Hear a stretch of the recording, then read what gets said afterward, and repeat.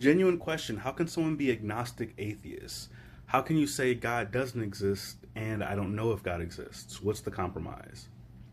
I will answer that question. This is a common misconception that leads to a lot of confusing conversation. People believe that atheism is the belief that there is no God, and that's close, but that's not quite it. This misunderstanding is why some people say atheism is a religion as well, and atheism goes on faith and all kinds of stuff like that. Atheism is the disbelief in a God, not the belief that there is no God. That's a specific kind of atheism. If you were to say that God told you to play the lottery today, an atheist isn't saying, no, he didn't.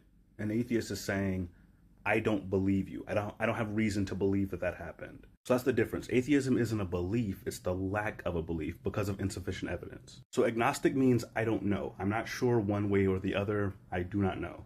And Gnostic means you do know. So an agnostic atheist says, I don't know if there's a God, but I don't have reason to believe there's a God. Just like an agnostic theist would say, I don't know if there's a God, but I do have reason to believe there's a God. And on the other side, you've got Gnostic theists, which are like, no, I do know there's a God and I believe in him. And then you've got Gnostic atheists, and those are the ones who are like, no, there definitely is no God. Like, I know it.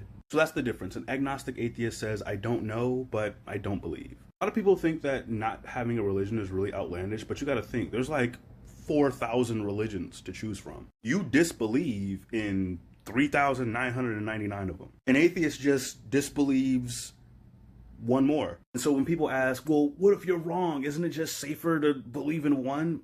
That's known as Pascal's wager. It's basically the decision to believe just in case. There's a safer wager to believe in God and be wrong than it is to not believe in God and be wrong. But what did we learn about earlier this week?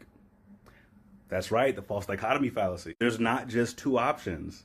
There's 4,000, and any of them could be the right one. What if the Egyptians had it right? They got lakes of fire in their shit too. Besides, believing you can get into heaven on a technicality is that's kind of like insulting to your God's intelligence, isn't it? But yeah, that's what an agnostic atheist is. Hope that helps.